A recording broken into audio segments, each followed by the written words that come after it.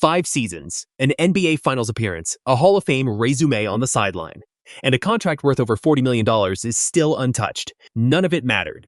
On a Tuesday evening in May, the Dallas Mavericks told Jason Kidd his time was up, and then had the nerve to call it a mutual decision. Mutual.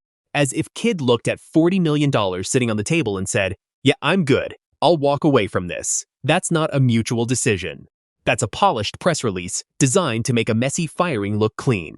This isn't just a coaching change. This is the final chapter of one of the most chaotic, self-destructive collapses in modern NBA history. A franchise that reached the finals in 2024 somehow managed to trade away their generational superstar, burn through a general manager, absorb a catastrophic Anthony Davis experiment, and crater to a 26-56 record. All within the span of one brutal year. Jason Kidd didn't just lose his job. He got swallowed whole by a front office dumpster fire. When the Mavericks brought in Masai Ujiri, they weren't hiring a basketball executive. They were hiring a demolition crew. This is a man who built championship organizations from scratch. Twice. Denver, Toronto, a championship in 2019. Ujiri doesn't walk into organizations to maintain the status quo. He walks in to tear things down and rebuild them his way. And when Masai Ujiri walked into his introductory press conference on May 5th, a reporter asked directly, "Will Kidd be back?" Ujiri smiled, said he'd evaluate everything from head to toe, and pointedly did not say yes. In NBA front office language, that non-answer is the answer. Kidd's fate was sealed before most fans even knew Ujiri had been hired. But here's what made this even more uncomfortable. Kidd wasn't just waiting around. He was making a move of his own. After Nico Harrison got fired as general manager back in November, Kidd quietly expressed a desire to be promoted to president of basketball operations. Full control. Top chair. The same coach who had just overseen a 26-56 season looked at that power vacuum and thought, "This is my moment." Governor Patrick Dumont shut it down, not gradually. Full stop. Months before Ujiri was even hired, Kidd was told he would not be considered for that role. And then he had to sit there, coaching, losing, while the front office ran a presidential search that he was completely excluded from. A search that produced the man who would end his tenure in Dallas. There is no way to talk about Jason Kidd's firing without talking about Luka Doncic. The Mavericks traded Luka Doncic to the Los Angeles Lakers, not a role player. A 25-year-old generational superstar who had just dragged this franchise to an NBA Finals, traded for Anthony Davis and a package of pieces that turned to dust. Kidd's position has been firm from day one. He found out at the 11th hour, not consulted, informed. That's been his story. Then Mark Cuban opened his mouth and directly accused Kidd of being involved in the decision to trade Doncic. Not informed, involved. What we do know, Kidd's frustration with Luka Doncic's conditioning was, according to sources, well known throughout the entire Mavericks organization. With Luka healthy and on the floor, the Mavericks under Kidd went 136-87.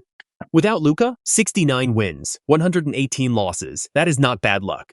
That is the difference between a championship contender and a lottery team. And Anthony Davis, the man they got for Luka, lasted less than one full season before getting traded to the Washington Wizards at the deadline.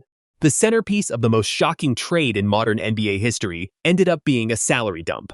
Meanwhile, Luka Doncic was in Los Angeles, averaging numbers that made every Mavericks fan look away from their television, thriving, motivated, angrier than he'd looked in years. In the middle of all this wreckage, something unexpected happened. A teenager showed up and reminded everyone in that building what basketball was supposed to feel like.